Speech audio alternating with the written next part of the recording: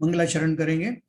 ओम नमः सिद्धेभ्यः, जय श्री ओम नमः सिद्धेभ्यः, जय श्री ओम नमः सिद्धेभ्यः।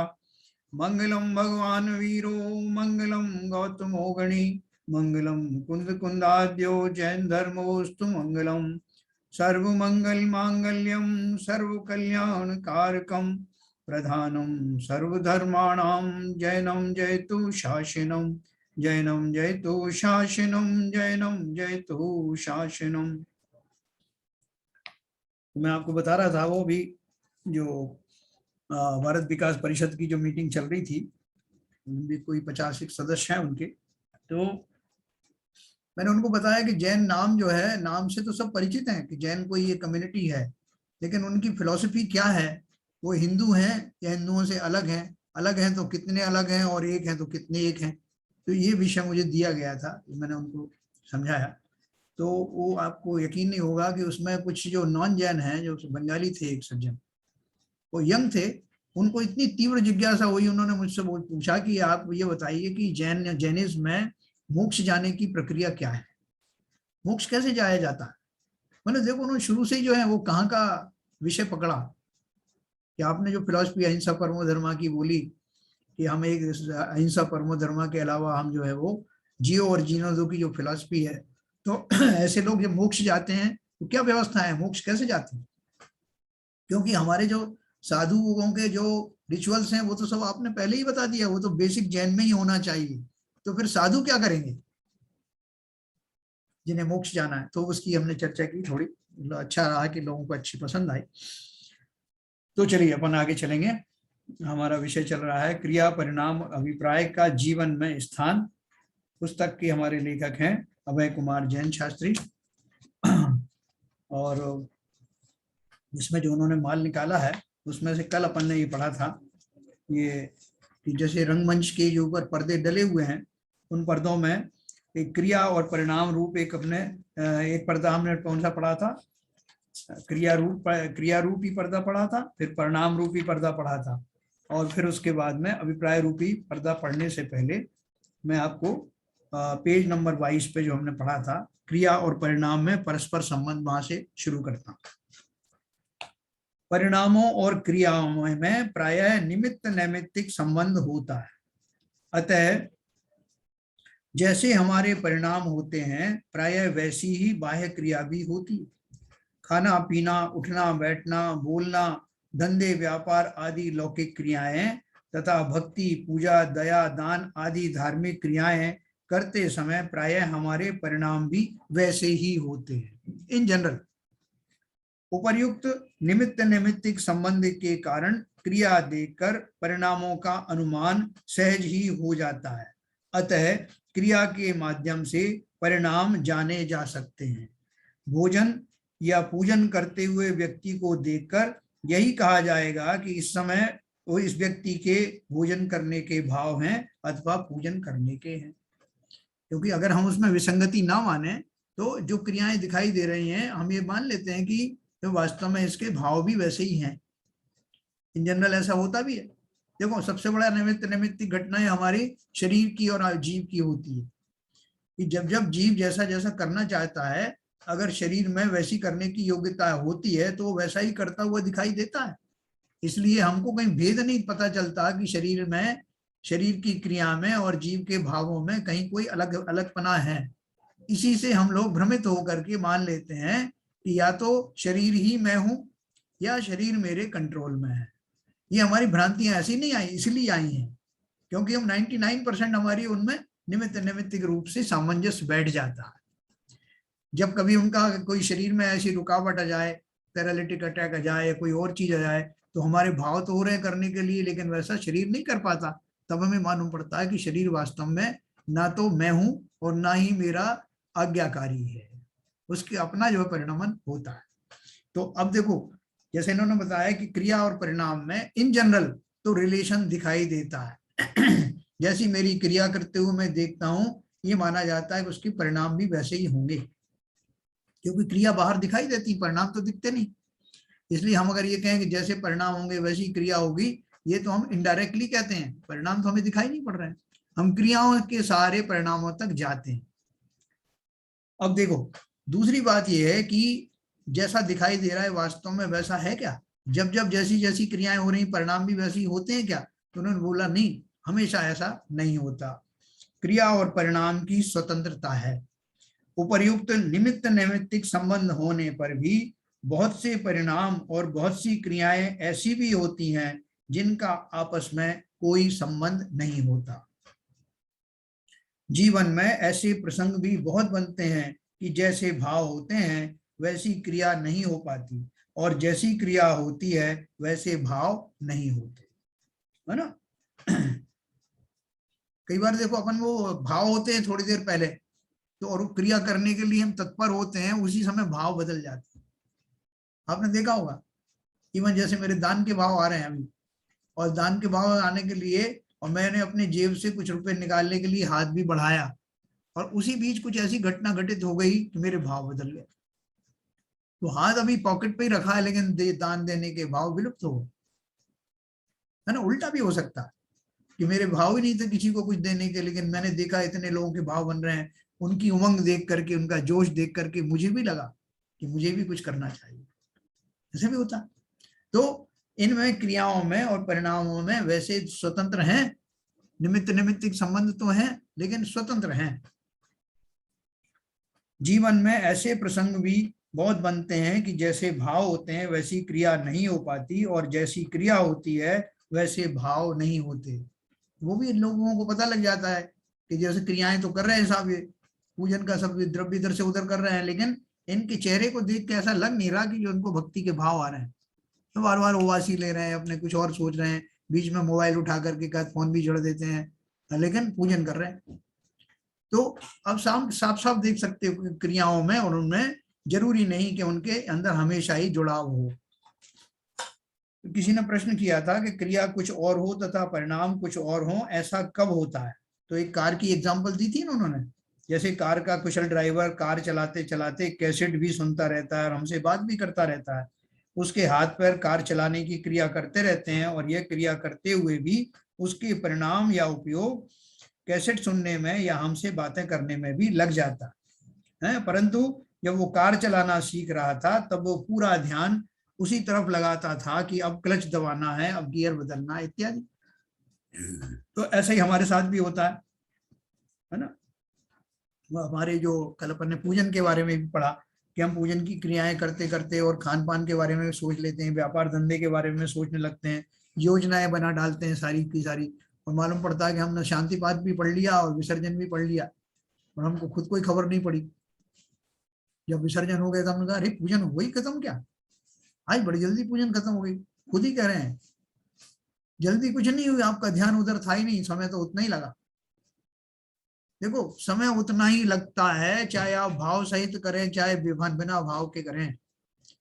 इसलिए मैं बार बार ही कहता हूँ, इसी तरह जब हम दर्शन करने जाते हैं मंदिर में, तो दर्शन करने में या पूजन करने में उतना ही समय जाने वाला है, लेकिन उसका भरपूर लाभ लो ना। अपने भावों की दिशा उस तरफ पूर्णतः मोड़ दो, उसे कहीं इधर उधर जाने मत दो, तो काम हो गया आपका। जिस काम के लिए आए थे वो अनंत गुणा फलित, अनंत गुणा गुणा होकर के फलित होगा। मैं अभिषेक करता हूँ, शांति धारा करता हूँ, अवश्य करना चाहिए, इसकी कोई मनाही नहीं, लेकिन उन क्रियाओं को करते हुए अगर परिणाम जोड़ दिए तो आपका सोने में सुहागा हो गया, क्योंकि क्रियाएं आपको फल नहीं देने वाली। फल जब देगा आपका उसके पीछे छिपे हुआ आपका अभिप्राय, आपके परिणाम और उसके पीछे छिपा हुआ अभिप्राय। देखो अभिप्राय में भी दो तरह का अभिप्राय हो सकता है। भाव तो मेरे हैं भगवान की को ऊपर मैं जो जो अभिषेक जलाभिषेक कर रहा हूँ, उनसे भावों से मैं विवल हो रहा हूँ। वैष्णव लोग भी करते हैं, वो भी रुद्राभिषेक करते हैं, भाव उनके भी बन रहे हैं उस मूर्ति पर अभिषेक करने के, लेकिन भावों के पीछे के अभिप्राय जो है उनके अलग हैं, हमारे अलग। कैसे अलग है? भाव बिना भाव के वो भी थोड़ी कर रहे हैं रुद्राभिषेक की, बोलिए शंकर भगवान की जय, और इनका जो अभिषेक करने से बहुत मुझे फल मिलने वाला है, भक्ति के भाव पूर्वक कर रहे हैं। वास्तव में कोई वांछा भी नहीं उनकी, अपन सोचेंगे वो वांछा सहित ही कर रहे हो, लेकिन उनका अभिप्राय में उस तरह का जो क्लैरिटी नहीं होती जैसी कि जैन फिलॉसफी में बताई गई। भले ही जो है प्रत्यक्ष रूप से बुद्धि पूर्वक वो भी कुछ डिमांड नहीं कर रहे हो, भक्ति में ही है, लेकिन उस भक्ति का भी स्वरूप अलग है कि वो उनको कर्ता मानते हैं, उनको रागी मानते हैं और स्वयं को भी कर्ता मानते हैं उस रूप में। वो उनकी जो मिथ्या धारणाएं हैं वही उनका अभिप्राय है। और एक तरफ ऐसा जो है श्रावक खड़ा हुआ है जो उन क्रियाओं को करते हुए निरपेक्ष भाव से निहार रहा है। ओ तीन लोक के नाथ, सर्वगुण संपन्न, जिन्होंने अपने आत्मा को इतना उत्थान पूर्वक उन्नति जिसकी कर डाली है अपने गुणों की, उनको आज अभिषेक करने का सौभाग्य मुझे मिला है, उन गुणों का बहुमान करने का जो गुण मेरे अंदर भी विद्यमान है। मैं 1 to 1 ऐसा ही कर रहा हूं जिससे मेरे गुण भी उतने ही विकसित हो जाए। इस अभिप्राय के साथ मैं कर रहा हूं। अब आप मिला लो उनके अभिषेक में और मेरे अभिषेक में, क्या फर्क है?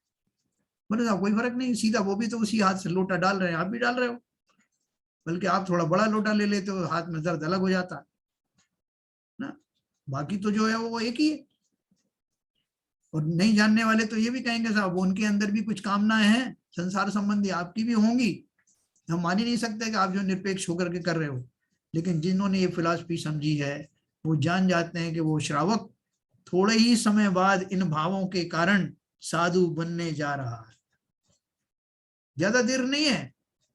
जिसने उतनी ऊंचाई तक करके भाव सहित उनका अभिषेक शांति धारा की, वो जीवन भी साधुवत ही गुजारता है और समय आने पर अवश्य ही साधु बनेगा, क्योंकि उसका अभिप्राय सम्यक हो गया है, जो हमारा नहीं हुआ। ये बिल्कुल बहुत सिंपल बात है ये समझना। तो इसलिए उन्होंने क्या लिखा,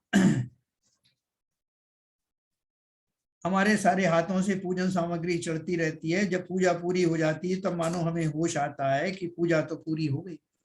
इस फिलॉसफी में मत रहना, समय उतना ही लगना है, लेकिन उस पूजन में, उस आराधना में अपना सर्वस्व देना, अपना 100% देना, वहां जाना सार्थक हो जाएगा। कहीं कोई घाटा नहीं है कि नहीं साहब अगर मैंने वो प्लानिंग वगैरह में ना टाइम नहीं लगाया और इसमें ही लगा दिया तो उतनी देर का मेरा प्लानिंग डिस्टर्ब हो जाएगा ना, वो मेरा टाइम कम हो जाएगा ना, वो प्लान फिर मैं अलग से करूंगा। ऐसी मूर्खता मत करना। किसका प्लान कर रहे हो? संसार में रहने का। संसार में न रहने का प्लान करो तो भी संसार में जितना राग बचा है उससे संसार में रहना तो मिल ही जाएगा, अगर रहना चाहते हो तो। एक क्षण में तो वैतरागी हो नहीं सकती। तो अंग्रेजी में एक कहावत है, प्रेजेंट बॉडी एब्सेंट माइंड, अर्थात शरीर उपस्थित और मन अनुपस्थित। तो पूछने लगते भाई आप कहाँ हो, एसके जैन साहब, अर्घ चढ़ाओ, कहाँ कहाँ देख रहे हो, क्या कर रहे हो? तो अपनी नींद सी गुलती करे, मैं कहाँ चला गया था? एक क्षण के लिए अगर मैं उन उत्कृष्ट भावों में चला गया तब तो फिर भी ठीक है, लेकिन मैं अगर सांसारिक व्यवस्थाओं की तरफ अपने ध्यान को ले गया तो फिर मैं क्या कर रहा हूँ या मंदिर में खड़ा होकर, या खड़े होकर के भी ध्यान कर रहा हूँ कि मेरा मित्र जो पिक्चर चला गया इस समय में वो कितना सुखी होगा, कितने मजे कर रहा होगा, पहली बार वो पिक्चर रिलीज हुई और वो देखने चला गया और मैं जो यहाँ फंस गया मंदिर में। ये सब 5 लोगों ने मिलकर मुझे बोला आज सब मंदिर में ये अनुष्ठान है, अनुष्ठान है, आपको आना ही पड़ेगा। अब वो समाज की बात थी, कोई ना जान ले कि मेरे मन में क्या चल रहा है, मैं भी वहां पहुंच गया। लेकिन मन तो मेरा कोई रोक नहीं सकता ना, मन मेरा चला गया उसी पिक्चर हॉल में जहां मेरा दोस्त गया था। और फलता है मैं कैसे कर्म बांधे, पापानुबंधी पुण्य किया मैंने। इस पुण्य के फलस्वरूप जहां मैं खड़ा होकर मंदिर में वो सब करता हुआ दिखाई दे रहा हूं, मैं तो सिनेमा देख रहा हूं। और उसके विरुद्ध वो व्यक्ति जो सिनेमा चला गया, वहां उसको कोई राग नहीं आ रहा, उस सिनेमा में कोई मजा नहीं आ रहा, कहाँ फंस गया है। इससे तो मेरा दोस्त अच्छा है जो मंदिर में चला गया। तो क्या हुआ, उसका जो है पापानुबंधी पुण्य हुआ या पुण्यानुबंधी पाप हुआ? वो भले ही पाप के करता हुआ पाया जाता है, लेकिन वास्तव में वो पुण्य का सृजन कर रहा है। वहां बैठा बैठा भी वो इस बात को कोस रहा है कि मैं कहाँ फंस गया, और हम उल्टा फंस गए। तो ये जो दोनों फिलॉसफी मैंने आपको क्यों बताई हैं कि इनके पीछे जो मूलभूत चीज है वो है अभिप्राय। मेरा मंतव्य क्या है, मेरी धारणा क्या है, इसी का ही आपको फल मिलता है। फल लगता है अभिप्राय का, क्रिया और परिणाम का नहीं लगता। क्यों नहीं लगता? क्रिया तो हम जानते हैं सब जो शारीरिक क्रियाएं होती हैं, और परिणाम भी जो होते हैं वो टेम्परेरी वाले होते हैं, और वो उसी अवस्था के होते हैं जैसा मेरा अभिप्राय होता है। इसका एक उदाहरण मैं आपको मैंने बताया पहले भी कि जैसे कहीं पे कोई मल पड़ा हुआ है, तो मल से को स्पर्श करती हुई जो हवाएं हैं वो जब जब भी आएंगी तब तक दुर्गंध वाली ही आएंगी, चाहे वो तेजी से चले हवा, चाहे कैसे चले, जब जब उससे स्पर्श करती हुई आएंगी तो वो आपके अंदर में वो दुर्गंध का ही वो लेके आएंगी पैगाम।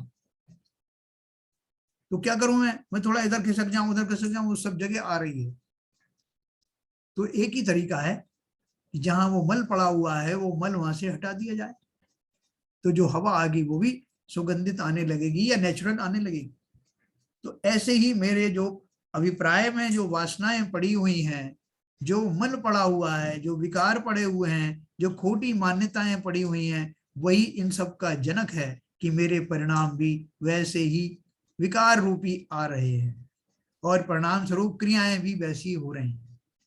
तो अपन क्या बोलेंगे सबको, अपन ये किसी को बहुत दुर्गंध आ रही तो बोले नाक बंद कर लो भाई, तो लेकिन वो उसका सोल्यूशन नहीं है ना। तो उसको कहा जाएगा जहां से दुर्गंध आ रही है उस स्थान को स्वच्छ कर दो, दुर्गंध आनी बंद हो जाएगी और आपकी जो क्रियाएं चल रही नाक मुंह से कोड़ने की वो भी बंद हो जाएंगी। तो मूल में क्या है, मूल में है अभिप्राय, मान्यता, अर्थात मान्यता में आपकी कितनी मिथ्यापना है उसके कारण कर्म का बंध होता है। सारी दशाएं सारे भाव भी उसी अपेक्षा से होते हैं कि मेरी श्रद्धा किस बात की है, मैं संसार को किस दृष्टि से देखता हूं, कैसी मेरी श्रद्धा है, वस्तु व्यवस्था को मैं क्या समझता हूं, ये सारा अभिप्राय की कैटेगरी में आता है। आचार्य कल पंडित टोडरमल जी के जीवन की वो घटना सुविख्यात है जब उन्हें 6 माह तक इस बात का पता ही नहीं चला कि भोजन में नमक नहीं है, क्योंकि भोजन की क्रिया के समय भी उनके परिणाम सम्यक ज्ञान चंद्रिका संबंधी विचारों में मग्न रहते थे। जिन टोडरमल पंडित टोडरमल जी ने जो सम्यक ज्ञान चंद्रिका रूपी टीका लिखी गौमठ सार ग्रंथ की, जीव कांड और का कर्म कांड जो हम सबने मंदिर में पढ़े एक बार, छपनासार, लब्धिसार, छपनासार, इन ग्रंथों की जो टीका पहली बार जिन्होंने भाषा टीका लिखी, जिसका मर्म उन्होंने जिन जन को समझाया जो लोग जानते नहीं थे, उतनी जो जो कॉम्प्लिकेटेड पुस्तक है वो, तो जब उसके भाव उनको लिखने के आए तब उस समय 6 महीने तक उनको भोजन ऐसे करते थे कि बस खाली पेट का जो है अपना जो गड्ढा है वो भरना है, भोजन क्या हो रहा है, क्या थाली में आया, क्या खाया, कुछ पता नहीं। अपना सब भी होता ना, एग्जाम का टाइम आता है जब मम्मी ने क्या दिया क्या नहीं दिया उनको मतलब नहीं है, पेट भर लिया जल्दी से अपना फिर नोट्स पढ़ना शुरू किया, एग्जाम है अभी। ऐसे ही जिन जीवों को संसार से निकलने का भाव आता है या ऐसे उत्कृष्ट भाव आते हैं कि मैं सब जीवों को ये सब बता दूं जो कुछ मैं जानता हूं, तब काय का भोजन, काय के वस्त्र, उल्टे सीधे वस्त्र पहने और चल दिए। मत शरीर का श्रृंगार करना और भोजन के तरह तरह के रसास्वादन करना, इसके लिए समय नहीं है भाई साहब। ये उनके साथ हुआ 6 महीने तक, जब तक उन्होंने लिखी वो टीका, उनको पूछा कि नमक कम है कि ज्यादा, उनको पता ही नहीं। जैसा हमारे जीवन में भी होता है, जब हम कोई एक टारगेट लेके बैठते हैं तो हमें भी अपने खाने पीने की सुध नहीं रहती। वास्तव में तो क्रिया शरीर आश्रित है, अर्थात पुद्गल द्रव्य का परिणमन है और परिणाम जीव की पर्याय है। ये तो अपन जानते हैं ना, परिणाम जीव की पर्याय, क्योंकि भाव है ना, और क्रियाएं शरीर आश्रित है। कोई भी क्रिया जो है आत्मा करती है क्या, आत्मा भाव करती है, बस वही उसकी क्रिया मान लीजिए। अतः दोनों भिन्न द्रव्यों की पर्याय होने से उन दोनों में अत्यंत अभाव है। अभाव पढ़ा ना अपन ने, दोनों भिन्न द्रव्य होने से उन दोनों में अत्यंत अभाव है, इसलिए क्रिया और परिणाम एक जैसे हो या ना हो, वे परस्पर निरपेक्ष और स्वतंत्र होते हैं। जैसे आपके भाव हैं वैसी क्रियाएं होंगी, जरूरी नहीं जैसी क्रियाएं हो रही हैं आपके भाव भी अंदर वैसे ही चल रहे होंगे, ये भी जरूरी नहीं। जब वे एक जैसे होते हैं तब उनमें निमित्त नैमित्तिक संबंध का व्यवहार करके उन्हें एक दूसरे का कारण कार्य कहा जाता है ना। कारण कार्य भी तब कहा जाएगा जब वो एक जैसी हो। अपन एक बात करते हैं ना, ईमानदारी, ईमानदारी का अर्थ क्या है, ईमानदारी का को कैसे परिभाषित करेंगे? बोलते हैं ईमानदारी उसको कहते हैं जिसमें भाव, परिणाम और क्रिया दोनों में सामंजस्यता पाई जाए, है ना। जो मैं देखता हूं, जो मैं करता हूं, जो सोचता हूं, उनमें सामंजस्य हो तो वो हुआ ट्रू टू योर सेल्फ। तीसरा उसमें फिलॉसफी में अभिप्राय और शब्द जोड़ दिया जाए तब वो पूर्ण सत्य होता है ना। जो मेरे मन में आए वही नहीं बक देना है, लेकिन सम्यक प्रकार से सोचने वाले को वैसे ही वचन भी वैसे ही आते।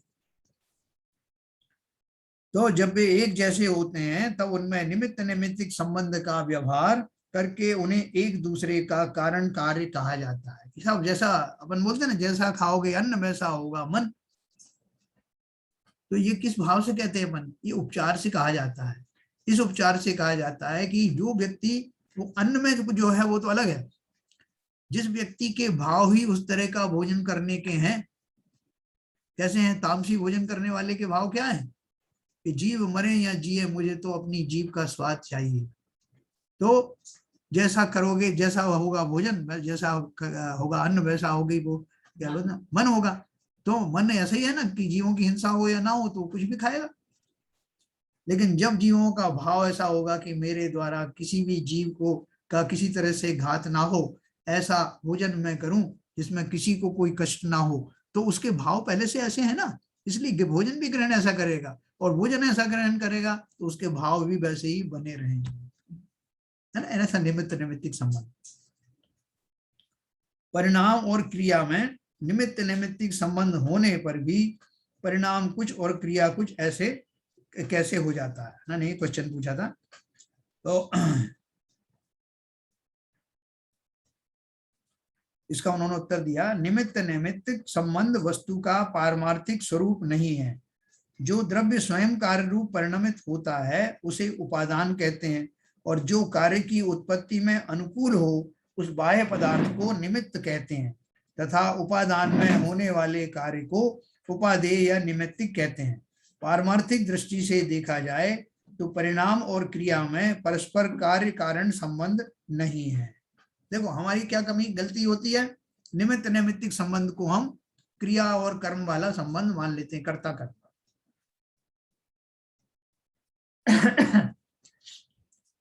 पारमार्थिक दृष्टि से देखा जाए तो परिणाम और क्रिया में परस्पर कार्य कारण संबंध नहीं है। दोनों अपनी अपनी स्वतंत्र योग्यता से परिणमित होते हैं। अतः क्रिया कुछ हो और परिणाम कुछ और ही प्रकार के हों, यह स्थिति सहज ही संभव है, और इसमें दोनों की स्वतंत्र योग्यता ही कारण है। तो किसी ने प्रश्न पूछा था ना, परिणाम और क्रिया में निमित्त नैमित्तिक संबंध होने पर भी परिणाम कुछ और क्रिया कुछ और, ऐसा कैसे हो जाता है? क्या एक तरफ तो आप बता रहे हो कि निमित्त नैमित्तिक संबंध है, और दूसरी तरफ आप बोल रहे हैं कि उनमें अलग अलग संबंध भी हो सकता है, स्वतंत्र भी हो सकते हैं। तो ऐसा दोनों चीजें कैसे घटित हो रही? तो उसका उन्होंने बताया कि दोनों अपनी अपनी स्वतंत्र योग्यता से ही परिणमित होती हैं। अतः क्रिया कुछ और हो और परिणाम कुछ और ही प्रकार के हों, यह स्थिति सहज संभव है। जैसे दो दोस्त हैं, बहुत गहरे दोस्त हैं, अंतरंग दोस्त हैं, एक जैसा कहता है और दूसरा वैसे ही मानता है, एक जैसा सोचता है दूसरा भी, दिमाग तो अलग अलग हैं लेकिन ऐसा माना जाता है कि वो वैसा भी, वो भी वैसे ही सोचता है। लेकिन अपन गहराई से सोचें तो दोनों में स्वतंत्र रूप से चिंतन की योग्यता है कि नहीं? वो भले एक दूसरे को मान लेते हैं बात को, लेकिन विचारों का जो तूफान उठेगा दोनों का अलग अलग उठेगा। अलग अलग दोनों का मन है, अलग अलग शरीर है, लेकिन वो एक दूसरे की बात मानते हुए दिखाई देते हैं। इसका अर्थ ये नहीं कि वो एक दूसरे के सीधे सीधे ही हैं, हमेशा ही उनके एक जैसे ही भाव आने वाले, ऐसा आता नहीं। दूसरी बात यह भी है कि बाह्य क्रिया स्थूल होती है, अतः उसमें बहुत जल्दी जल्दी परिवर्तन नहीं दिखता, जबकि परिणाम तो क्रिया की अपेक्षा अधिक सूक्ष्म है और उनमें परिवर्तन भी बहुत तेजी से होता है। इसलिए क्रिया वही की वही होती रहे और परिणाम उसे छोड़कर अन्य विषय में लग जाए, ऐसा सहज संभव है ना? संभव है ना कि अभी अभी मेरे मन में आएगा मैं भोजन कर लूं, वो करने बैठा ही था, मैंने अपनी पत्नी को कहा कि हाँ भाई भोजन ले आओ, और इसी बीच में किसी ने फोन किया मुझे कि भाई साहब आपका आना बहुत जरूरी है, वो आपके फलां फलां जो रिश्तेदार हैं वो हॉस्पिटलाइज्ड हो गए। तो मैं क्या कहूंगा पत्नी से? मेरे रहने दो, अभी मुझे भूख नहीं है। बोले अरे अभी तो 1 मिनट पहले कह रहे थे आप बहुत भूख लग रही। बोले हाँ कहा रहा था, अब नहीं है। तो क्या हुआ, भोजन करने के लिए सारे उपकरण जुटा लिए गए, भोजन सामग्री थाली भरी हुई सामने रख दी गई और आप बोल रहे भूख नहीं है। तो परिणाम किस क्षण बदल जाए पता नहीं।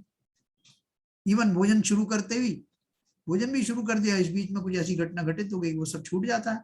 भोजन आपका जितने स्वाद से आप करने वाले थे वो बेरस लगने लगता है।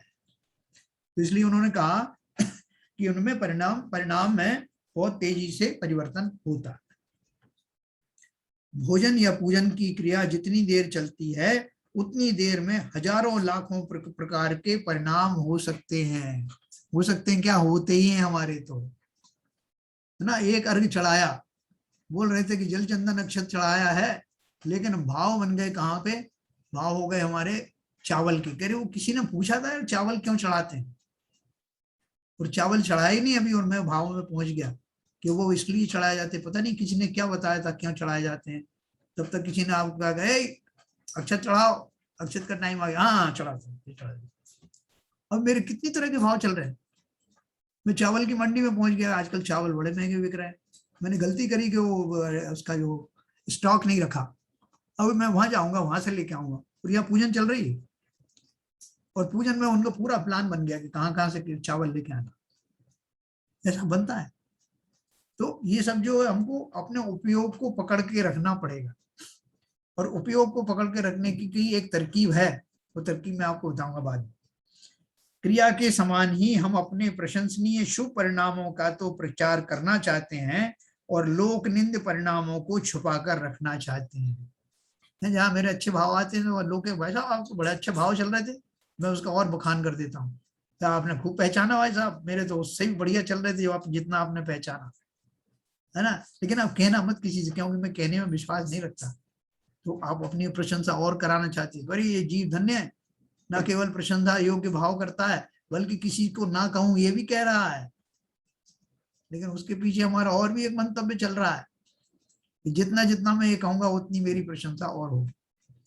तो क्या बोल रहे हैं, शुभ परिणामों का तो हम प्रचार करना चाहते हैं और लोक निंद परिणामों को छुपाकर रखना चाहते हैं। यहाँ तक कि हम उनके अनुसार क्रिया करने से भी बचना चाहते हैं, और यही हमारे हित में है ना। मतलब कहीं मीटिंग चल रही है तो अपन एक दूसरे को इशारा कर रहे हैं, तो वो इशारा करने में दूसरा कहता है सब लोग सुन रहे हैं ना, ध्यान रखो। तो वहां भी हम अपने जो हमारे जो परिणाम, विकारी परिणाम हो रहे हैं उनको छुपा के रखना चाहते हैं। उपदेश में भी शुभ परिणाम की प्रेरणा दी जाती है, अशुभ क्रिया या अशुभ परिणामों को छोड़ने की प्रेरणा दी जाती है। यद्यपि उत्तम आर्जव धर्म के प्रकरण में परिणामों में सरलता रखने की प्रेरणा देते हुए कहा जाता है कि मन में हो सो वचन उचरिए, वचन हो सो तन सो करिए, है ना। परंतु ऐसी स्थिति तो वीतरागी मुनिराजों की होती है। विषय कषाय में रचे पचे गृहस्थों के लिए तो यही उचित है कि मन में हो सो मन में रखिए, वचन हो तन सोना करिए। ये किनके लिए है कि भाई साहब इतना ही गनीमत है, आप मन में रखिए अपना, सब खोटी वृत्ति है, और अगर आप अपने जो वचन आ रहे हैं उनको करने लगे, वाणी वाणी के में जो आया है, तो हाथापाई करते हुए आपको देर नहीं लगेगी, इसलिए आप उसको रहने ही दीजिए। वचन हो सो तन से मत करिए। इस प्रकार यह स्पष्ट हुआ कि परिणाम जीव के भाव हैं, जो क्रिया से निरपेक्ष रहकर अपनी तत्समय की योग्यता के अनुसार अपने स्वकाल में स्वयं उत्पन्न होते हैं। देखो भावों के बारे में हमें कोई भ्रांति नहीं, सभी जीव जानते हैं कि जीव की आत्मा का है, जीव का स्वभाव भाव करने का है, और भाव हमेशा उठते रहते हैं, और भावों के अनुसार कभी तो क्रिया वैसी होती है, कभी नहीं भी होती, ये अपन बहुत अच्छे से समझते हैं। लेकिन जो अपना मेन उद्देश्य समझने का वो क्या है कि ये जो मेरे भावों का उद्गम है, भावों की जो दिशा है वो कहाँ से निर्देशित होती है, उनका निर्देश कहाँ से प्राप्त होता है। सपने देखता था मैं पहले कि मैं राजमहल में बैठा हुआ हूँ, मैं बड़े बड़े होटल में बैठा हुआ भोजन कर रहा हूँ, और तरह तरह की जो है वो जो सेविकाएं हैं मेरी सेवा कर रही हैं, ऐसे सपने आते थे। फिर वो सपने बदलने लगे, अब ऐसे आने लगा मैं फला फला तीर्थ में खड़ा हुआ हूँ, वहां मुनिराज मुनि संग आया हुआ है, उनको मैं आहार दे रहा हूँ, मैं भगवान की वंदना कर रहा हूँ। तो किसने बदला उनको? भाव तो अभी भी आ रहे हैं ना। उनकी दिशा किसने बदली? वो कैसे बदल गई? उस दिशा में क्या घटित हो गया? उनका डायरेक्शन कैसे बदला? यही है अभिप्राय का परिवर्तन। तो अभिप्राय में क्या आने लगा, उसके कारण भाव भी बदल गए और क्रियाएं भी बदल गई। तो अपन इसके बारे में अभी और चर्चा करेंगे बाद में। अभी मैं आपको अनम्यूट करता हूँ, थोड़ा आज अपन को जल्दी हो, कुछ मीटिंग है इसके बाद में, तो अब 10-15 मिनट में अपन डिस्कशन करेंगे और ठीक 9 बजे अपन समाप्त करेंगे।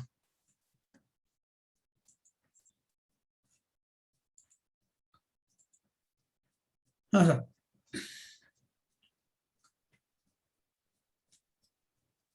किसी को कुछ पूछना हो?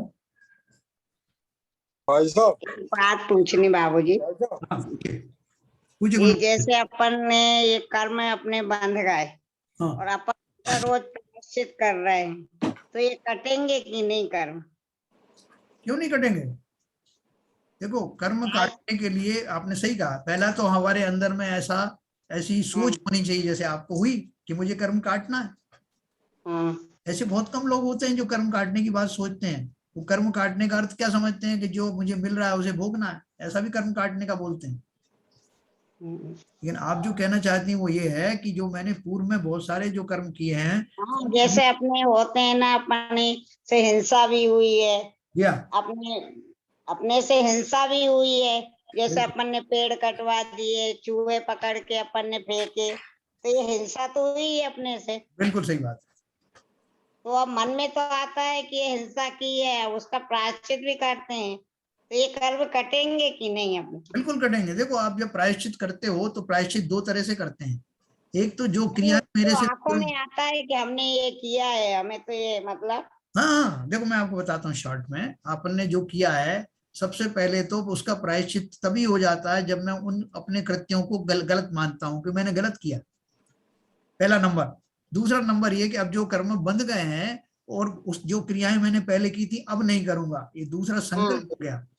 संकल्प हो गया। तीसरा जो हो गया कि मुझे अब उन सब जीवों में समता धारण करने का भाव आना चाहिए। वो जैसे जैसे शुरुआत होती है तो मेरे कर्मों की निर्जरा भी शुरू हो जाती है। ये मैंने आपको मोटा मोटा तरीका बताया है ना। प्रायश्चित बराबर है।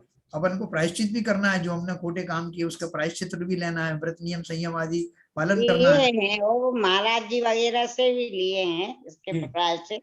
और अभी भी मतलब करती हूँ, भावना योग करने बैठती हूँ तो बराबर करती हूँ प्रायश्चित। नहीं, वो हो जाएगा। देखो, अपने भाव ऐसे हैं तो हो जाएगा धीरे धीरे। हाँ, विजन साहब कुछ पूछो। हाँ भाई साहब, मैं ये कह रहा था, भावना और भाव में क्या अंतर है? भावना और भाव, जैसी भावना होगी वैसे भाव आते रहते हैं, या कि भावना कुछ है और भाव कुछ आ जाते हैं? तो मतलब भावना जब तक दृढ़ नहीं होती तब तक हम भावों को नियंत्रित करने में या इसमें क्या आपस में थोड़ा सा इसका विवेचना करके बता दीजिए। बहुत बहुत बढ़िया आपने बात कही है। देखो, तुलसीदास जी ने कहा है, जाकी रही भावना जैसी प्रभु मूरत तिन देखी तैसी। इस चौपाई में ये आपका पूरा उत्तर छिपा हुआ है। कैसे? कि जाकी रहे भावना जैसी का मतलब यहाँ भावना का अर्थ अभिप्राय है। हाँ हाँ, है ना। जिसके जीवन में, जिसका अभिप्राय जीवन में क्या है, जिसकी मान्यताएं क्या है, जैसे जीवन में क्या प्राप्त करना है, उसका लक्ष्य कैसा है, उसके अनुसार से उसको सब कुछ दिखाई देता है। उसके भाव भी उसी जाति के आते हैं, उसी के अनुसार उसकी क्रियाएं होती है। ठीक है ना। तो जैसे आपने कहा भावनाएं, भावन बहुत समय बोलते हैं कि भावना भाई कि हमारे यहाँ मंदिर बन जाए, हाँ, है ना। तो भावना भाने का अर्थ क्या है? तो बोले ऐसी भावना तो सब लोग भा रहे हैं, तो सबके बन जाएंगे क्या? या मैं भावना भाऊं कि मैं कब दिगंबर जय मुनि बनूंगा, तो ऐसी भावना तो किसी की पूछो तो बोले साहब आप भावना भाई आप बन जाएंगे। तो उनका कहने का अर्थ क्या है? भावना कोई ऐसी चीज थोड़ी कि जो सड़क पे पड़ी उठा के ले आओ। भावना भाने का अर्थ यह है कि पहले मैं अपने आप को उसके लिए तैयार करूं, उन भावों के लिए कि वो उस दिशा के भाव, उस जाति के भाव मेरे अंदर आने लगे। इतना सम्यक मेरा प्रयास हो, इतना अथक प्रयास मेरा हो कि मुझे तो अभी वही चाहिए, सोते उठते जागते मुझे वही दिखाई देने लगे कि मुझे प्रभु की मूर्ति दिखाई दे रही है, मुझे वो जिनेंद्र भगवान के समक्ष दीक्षा लेने वाले मुनि संग दिखाई दे रहे हैं। मैं कब वैसा बनूंगा? जब तक मैं अंदर से वैसा प्रिपेयर नहीं होगा तब तक वो भावना फलीभूत होगी नहीं। तो उसकी जो प्रिपरेशन है अंदर से, सिर्फ शब्दों से नहीं होती। वो भावना भाने का अर्थ है कि मेरा मन मस्तिष्क सब एक दिशा में चिंतन कर रहा है, तब वो उसे भावना कहते हैं। अच्छा, हमने कोई भावना की, जैसे जी, हमने कोई भावना की, कोई काम हमारा भाव आए, और लेकिन मालूम पड़ा कि किसी कारणवश या समाज के कारणवश या किसी व्यक्तिगत कारणवश वो भाव बदल, तो हमने उनके भाव को बदल दिया या अपना बदल गए, बदले या बदल दिया जानबूझ करके, तो ये तो इसका मतलब भावना दृढ़ नहीं थी हमारी उस समय जब भाव आए थे। देखिए ऐसा है, भाव तो बहुत जल्दी जल्दी बदलते हैं भाव। जी हाँ, जी हाँ, जी हाँ। लेकिन जो भावना होती, जिसे मैं भावना अभिप्राय के रूप में बोल रहा हूँ, वो काफी टिकाऊ होती है। हाँ, अभिप्राय जब तक पूरा नहीं होगा, भावना पूरी नहीं होंगी, तो तब तक हम उस कार्य को नहीं कर पाएंगे। जैसे अभी मेरे, मान लो मैंने भावना भाई है कि मुझे दिगंबर मुनीश्वर दीक्षा लेनी है, मुनि दीक्षा लेनी है, मुनि बनना है। हाँ, बनना है, ये मेरे अंदर में पूरा संकल्प है, लेकिन अभी कुछ कारण ऐसे घटित हो रहे हैं कि मैं इमीडिएटली नहीं ले पा रहा हूँ। हाँ, लेकिन वो मेरी भावना गई नहीं है। हाँ, ये बहुत सही, बहुत सही कहा। ठीक है, ठीक है, नहीं ऐसा, जी, देखिए आपने भावना और जो आपका अभिप्राय है, वो अभिप्राय आपने कोशिश की कि मेरा अभिप्राय क्या कहते हैं सम्यक पाने का है, मेरे को अपने कथाओं को मंद करने का है, और उस दिशा में आप आगे बढ़ रहे हैं जी, मगर जैसा कि अभी बाबूजी ने कहा कि क्षण क्षण पे मेरे भाव बदल रहे हैं, हाँ, और भाव बदलने में हमारे सारे कसाय उसमें अपना रोल प्ले कर रहे हैं, चाहे हमारी मान है, चाहे माया है, चाहे मायाचारी है, चाहे लोभ है, और वो जब प्ले करते हैं तो हमारे भाव बदलते हैं। उसी तरह से हम क्षण क्षण में भाव बदल के अपने विचार व्यक्त करते हैं और क्रियाएं करते हैं, मगर इसका मतलब ये नहीं है कि ये भाव जो प्रेरित हो रहे हैं, जो हमारा अभिप्राय शुरू में बना हुआ है उससे प्रेरित हों। अगर उससे प्रेरित होंगे, उसमें सामंजस्य आना चालू हो जाएगा। तो आपने जो एग्जाम्पल दिया था ईमानदारी का, जी, वो तभी क्रियान्वित होगा, अदरवाइज तो जो हमारा जो अभिप्राय हमने बना के रखा है और भाव हमारे बदल रहे हैं और वो उस पर संयम नहीं है, कंट्रोल नहीं है, तो ऐसे अभिप्राय बनाने के रख के कोई फायदा नहीं। सही है, बिल्कुल सही कहा इन्होंने, बिल्कुल सही कहा। हम अगर हमने कोई भाव, कोई हमने अभिप्राय बना लिया है, कोई हमारी भावना दृढ़ कर ली है, तो हम क्षणिक परिस्थितियों के हिसाब से अपनी भावों को में व्यतिरेक नहीं आने दें। वही है, तो उसके लिए संयम धारण करना पड़ेगा, बिल्कुल सही समता भाव कहा, रखना पड़ेगा, मगर ऐसा होता नहीं है। अक्सर लोग उन्हीं कसायों में जाके बह जाते हैं, और वही तो हमें प्रैक्टिस करके उस पर समता लाके, संयम करके, कंट्रोल करके, जो ईमानदारी का जो जैन साहब ने एग्जाम्पल दिया था, उसको सामंजस्य उस पर खड़े उतरने की कोशिश करना है, जो मैं समझ पाया। बात कही है, देखो ये आपने बहुत बढ़िया बात कही है। मैं इसको थोड़ा सा बताऊं, क्योंकि हमें अपने जीवन में उतारना है इस बात को। तो ऐसा संभव नहीं कि अगर मेरी जो है, मेरा अभिप्राय तो सम्यक है, लेकिन जो भाव मेरे परिणाम बन रहे हैं, क्षण क्षण आ रहे हैं, उनमें समस्त प्रकार के कषाय अभी भी वैसे ही समाहित हैं। ऐसा हो नहीं सकता, ऐसा हो नहीं सकता। या तो मेरा अभिप्राय ही खोटा है। अगर अभिप्राय सम्यक है तो कभी भी उस जाति के कषाय उत्पन्न होंगे नहीं। अभिप्राय सम्यक तो हुआ नहीं है सर। नहीं, मैं वही कह रहा हूँ, सम्यक करने की कोशिश कर रहा हूँ। उस जाति के भाव जीव को नहीं आएंगे। वो सोचेगा देखो साहब, मुझे तो जो है दीक्षा लेना है, तो दीक्षा लेने का अभिप्राय है। दीक्षा लेने वाला जीव कौन होगा? जिसे कि वास्तव में वैराग्य हो गया होगा। जी जी जी। अभी वो खाली उन क्षणों को देख भर रहा है कि कब मौका आए और मुझे करना है, ये तो करना ही है। वो तो बात सही है। मुझे ये बताओ कि वो जीव किसी तरह से किसी की कोई मन कषाय में, लोक कषाय में लिप्त होता हुआ पाया जाएगा? कभी नहीं। वो तो सवाल ही नहीं। हाँ, अगर उसने उस तरह के भावों में लिप्त होता पाया जाता है तो उसका अर्थ ही है कि उसका अभिप्राय सही नहीं है, अभिप्राय सही नहीं है, अभिप्राय पूरा ही नहीं हुआ। ये बिल्कुल सही बात है। जीवन अगर उसका ऐसी बात है तो अभिप्राय, अभी इसका अभिप्राय में ही दोष है। और ऐसा है, इससे एक अलग होता है, अभिप्राय अलग चीज। अभिप्राय में एक्चुअली मान्यता से है। मेरा कुछ भी हो सकता है, उद्देश्य मेरा एक अल्टीमेट एम हो सकता है, लेकिन उसके विपरीत मान्यता मेरी पक्की होनी चाहिए पहले। यस सर, बिल्कुल सही कहा। सही है। मान्यता जो है तो उसमें मान्यता का अपना एक अलग रोल है मेरा।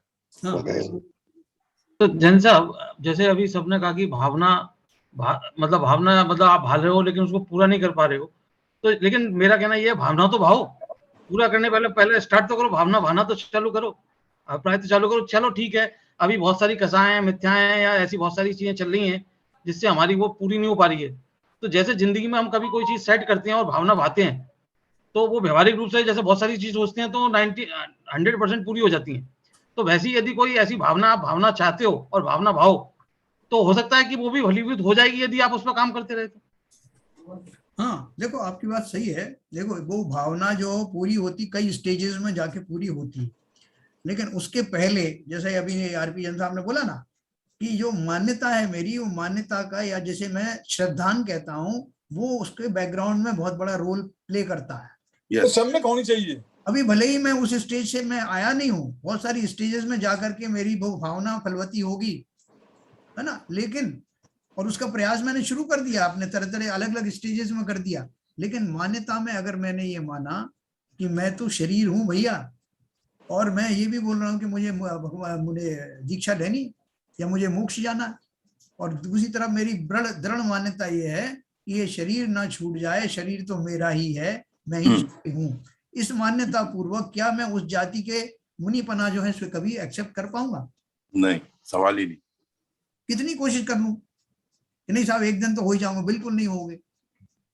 लेकिन अगर मैंने मान्यता में ये धारण किया कि वास्तव में इस संसार में धरा क्या है और मैं शरीर नहीं हूं, मुझे तो क्योंकि वो जो उसका सम्यक रूप तो वही है ना उस मान्यता का, वो वैराग्य, संसार से निवृत्त होना, वो अकिंचन धर्म।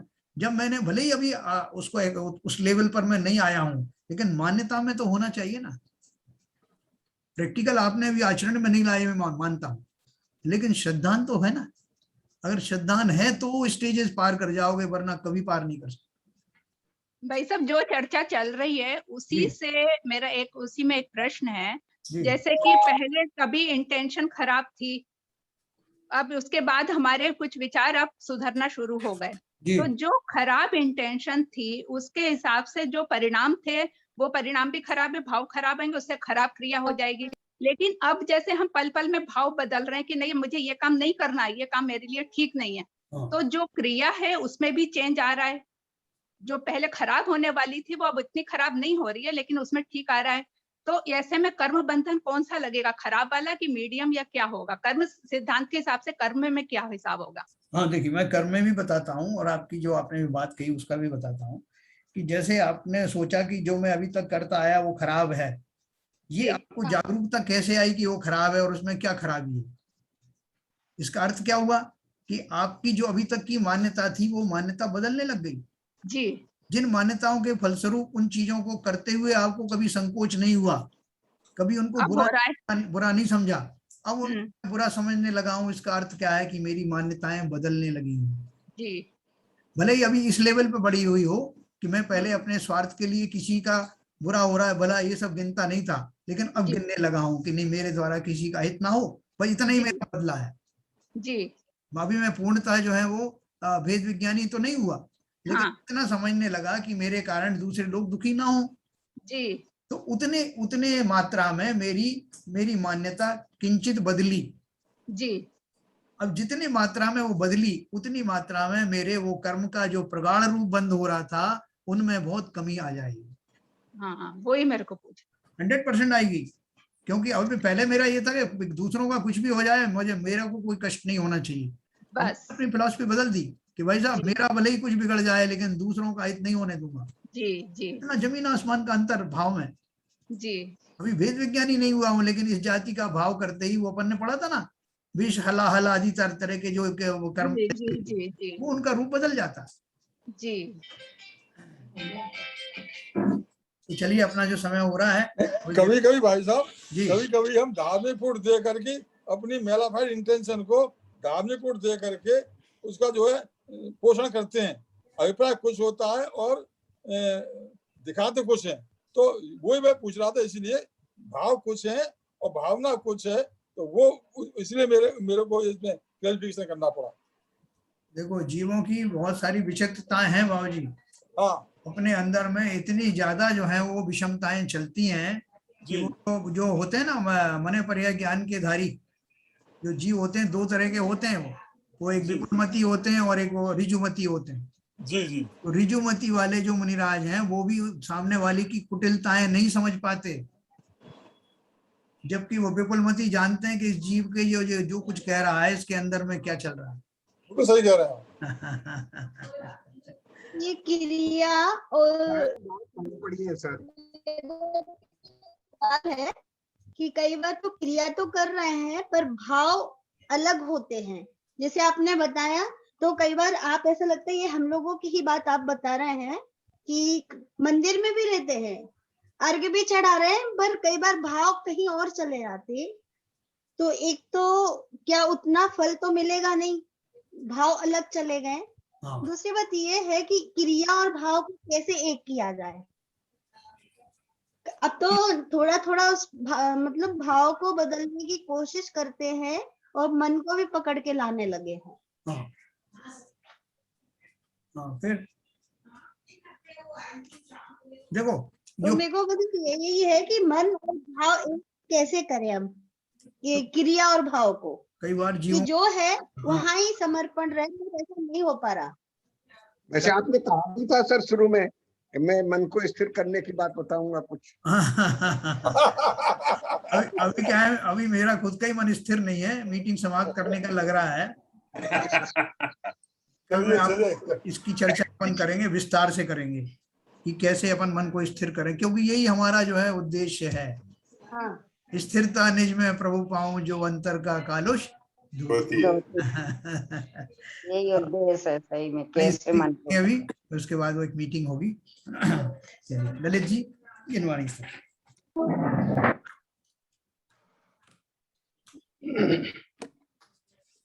मिथ्यात्म नाश विको ज्ञान के प्रकाश विको अपर भास विको भानु सी बखानी है। कहो द्रव्य जान विको बंध विधि भान विको स्वपर पिछान विको परम प्रमाणी है। अनुभव बताए विको जीव के जताए विको काहू न सताए विको भव्य और आनी है। जहाँ तहाँ तार विको पार के उतार विको सुख विस्तार विको यही जिन वाणी है। हे जिन वाणी भारती तो है जपूदन रहन, जो तेरी शरणा गए सो पावे सुख चैन। जिन वाणी के ज्ञान से सूझे लोकालो, सो वाणी मस्तक धरो सदा देते हैं दो, सदा देते हैं दो। जिनवाड़ी माता की जय।